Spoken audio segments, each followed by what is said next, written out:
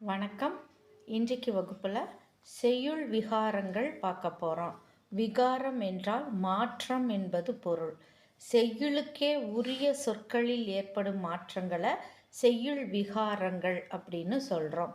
நிலைமொழியும் வருமொழியும் சேரக்கூடிய இரண்டு சொற்கள் சேரக்கூடிய புணர்ச்சியை நாம் புணர்ச்சி அப்படின்னு சொல்லுவோம். அதை புணர்ச்சி இலக்கணம்னு படிப்போம். செய்யுளில் உள்ள சொற்களில் ஏற்படும் மாற்றங்களை படிக்கிறதுனால இந்த விகாரங்களை நாம் செய்யுள் விகாரங்கள் அப்படின்னு சொல்கிறோம். செய்யுள் விகாரங்கள் 9 வகைப்படும்.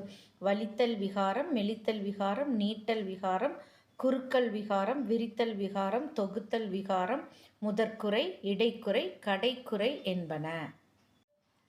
செய்யுள் விகாரம் குறித்து நன்னூல் நூற்பா 155 156 சொல்லக்கூடிய தகவலை பார்க்கலாம்.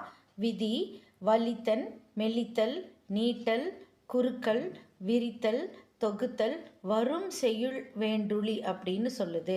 வலித்தல் விகாரம், மெலித்தல் விகாரம், நீட்டல் விகாரம், குறுக்கல் விகாரம், விரித்தல் விகாரம், தொகுத்தல் விகாரம் செய்யுளில் வரும்னு சொல்லுது. அடுத்த விதி: ஒரு மொழி மூவழி குறைதலும் அனைத்தேன்னு சொல்லுது. ஒரு மொழியில் முதல், இடை, கடை என்ற மூவழிகளிலும் அந்த எழுத்துக்கள் குறையும்னு சொல்லுது இந்த விதி. அடுத்ததா வல்லித்தல் விகாரம் பார்க்கலாம். மெல்லின மெய்யெழுத்து வல்லினமாக மாறும். இதற்கு பேரு தான் வல்லித்தல் விகாரம். வல்லினா வல்லினம். எடுத்துக்காட்டு பாருங்க. ஈத்துவக்கும் இன்பம் அறியார்க்குள் தாமுடைமை வைத்திலக்கும் வன்கணவர். இந்த குறட்பாவில் ஈத்து என்ற முதலில் வரக்கூடிய சொல் ஈந்து என்ற பொருள் தரக்கூடியது. ஈந்து என்றால் வழங்கி என்பது பொருள். இந்த இடத்துல ஈந்து இந்து என்று வரக்கூடிய மெல்லின மெய்யெழுத்து ஈத்து என்று எதுகை நோக்கி வந்துள்ளது.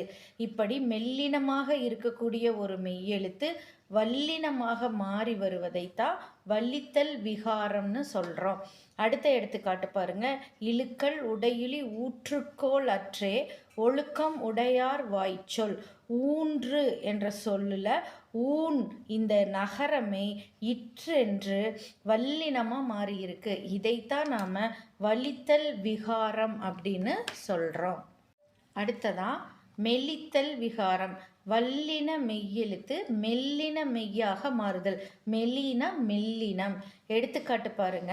தண்டையின் இன கிளி கடிவோள் பண்டையல் அல்லல் மானோக்கினலே.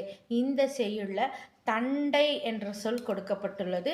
இதனுடைய சொல் தட்டை. இட்டு என்ற வல்லின எழுத்து எதுகை நோக்கி தண்டை என மாறியுள்ளது. தட்டை என்பதன் பொருள் கிளி குருவிகளை ஓட்ட பயன்படும் ஒரு சிறிய தென்னை மட்டை. அதனால் இட்டு என்ற வல்லின எழுத்து இன் என்ற மெல்லின எழுத்தாக மாறி இருக்கிறதுனால இது மெல்லித்தல் விகாரம். அடுத்தது நீட்டல் விகாரம். குறில் எழுத்து நீண்டு நெடில் எழுத்தாக மாறுவதை நீட்டல் விகாரம்னு சொல்கிறோம். எடுத்துக்காட்டு பாருங்க. பல குடை நீளலும் தன் குடை கீழ் காண்பர் அழகுடை நீழலவர்னு சொல்லுது. இந்த இடத்துல நிழல் என்பது நீழல் என்ற சொல்லுல வருது. நீ குறில் எழுத்து நீ என்ற நெடில் எழுத்தாக மாறுது. அடுத்த எடுத்துக்காட்டு பாருங்க. மூசு வண்டரை பொய்கையும் போன்றதே ஈசன் எந்தை இணையடி நீழலே அப்படின்னு சொல்லுது. இந்த இடத்துலையும் நிழல் என்ற சொல்லுல நீ என்ற குறில் நீ என்ற நெடிலாக மாறியுள்ளது. இப்படி குறில் எழுத்து நீண்டு நெடிலாக மாறுவது நீட்டல் விகாரம் ஆகும். அடுத்ததா குறுக்கல் விகாரம். நெடில் எழுத்து குறுகி குறிலாக மாறுவதை குறுக்கல் விகாரம்னு சொல்கிறோம். எடுத்துக்காட்டு பாருங்க. யானை எருத்தன் தீர்ந்த இளங்கிளை வேல் தென்னன் திருத்தார் நன்றென்றேன் தியேன் அப்படின்னு சொல்லுது. இந்த செய்யுள்ள தலைவி தோழியரிடம் கூறிய செய்தி இருக்கு. இதன் பொருள் என்ன? யானையின் பிடரியில் வீற்றிருந்த ஒளி வீசும் வேலை ஏந்திய பாண்டியன் மார்பில் கிடந்த அழகிய மாலை நன்று என்றேன் தீயவளாகிய நான். தீயவள் இந்த சொல்ல செய்யுள்ள பார்க்கும்போது தியேன் அப்படின்னு கொடுக்கப்பட்டிருக்கு. தீயேன் என்ற நெடில் தீ எழுத்து தியேன் என குறுகி குறிலாக செய்யுளில் உள்ளது. இப்படி நெடில் எழுத்து குறுகி ஒலிப்பத குறுக்கல் விகாரம் அப்படின்னு சொல்கிறோம். அடுத்ததா விரித்தல் விகாரம். விரித்தல் என்றால் ஓர் எழுத்து சேர்ந்து சொல் விரிவடையும். இதைத்தான் விரித்தல் விகாரம் அப்படின்னு சொல்கிறோம். எடுத்துக்காட்டு பாருங்க. சிறு இலை வெதிரின் நெல் விளையுமே. இந்த செய்யுள்ள சிறிய இலையான மூங்கிலின் நெல் விளையுமே என்பது இதனுடைய பொருள்.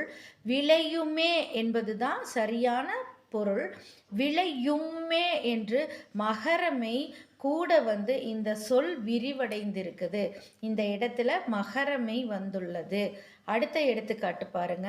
திருநாவுக்கரசர் தேவார பாடல்ல குனித்த புருவமும் கொவ்வை செவ்வாயிர் அந்த பாடல்ல இறுதி வரிகள்ல மனித பிறவியும் வேண்டுவதே இந்த மாநிலத்தேன்னு முடியும். மனித பிறவி என்பது குனித்த என்ற இந்த சொல்லுக்காக ஓசைக்காக மனித பிறவி என்று எழுதப்பட்டுள்ளது. இப்படி ஒரு எழுத்து உடன் சொல் விரிவடைவதை விரித்தல் விகாரம்னு சொல்றோம். இந்த இடத்துல தகரமை வந்துள்ளது. அடுத்ததா தொகுத்தல் விகாரம். சொல்லில் உள்ள எழுத்தை குறைத்தல் அல்லது நீக்குதலை தொகுத்தல் விகாரம்னு சொல்கிறோம். எடுத்துக்காட்டு பாருங்க. அன்பிற்கும் உண்டோ அடைக்கும் தாள் ஆர்வலர் புன்கணீர் பூசல் தரும். இந்த குறட்பாவில் கண்ணீர் இந்த சொல் கணீர் என்று சொல்லப்பட்டுள்ளது. கண் கூட்டல் நீர் இன் என்ற மெய்யெழுத்து கெட்டு கணீர் என்று இருக்கிறது. இப்படி ஒரு எழுத்து கெடுவதை தொகுத்தல் விகாரம்னு சொல்கிறோம். அடுத்த எடுத்துக்காட்டு பாருங்க. தருகென தந்து. இதை எப்படி பிரிக்கலாம்? தருக கூட்டல் எனன்னு பிரிக்கலாம். இதை சேர்க்கும்போது தருகவென என்று வகர உடம்படுமையோடு நாம் எழுதணும். ஆனால் தருகென அப்படின்னு கொடுத்துருக்காங்க. இதில் தருக என்பதில் இருக்கிற அகரமும் கெட்டு வகர உடம்படு மெய்யும் கெட்டு இக்கு கூட்டல் ஏ கே என வந்துள்ளது. இப்படி எழுத்துக்கள் கெடுவதை தொகுத்தல் விகாரம்னு சொல்கிறோம். அடுத்ததான் முதல் குறை விகாரம். முதல் குறைனா முதல் எழுத்து குறைந்து வருவது. எடுத்துக்காட்டு பாருங்க. மறை இதழ் புரையும் அஞ்சென் சீரடி. இதன் பொருள் என்ன? தாமரை இதழை போன்ற அழகிய சிவந்த சிறிய பாதங்கள் என்பது இந்த செய்யுளின் பொருள். இதில் முதல் சொல் தாமரைன்னு வரணும். ஆனால் மறை இதழ்னு கொடுத்துருக்கு.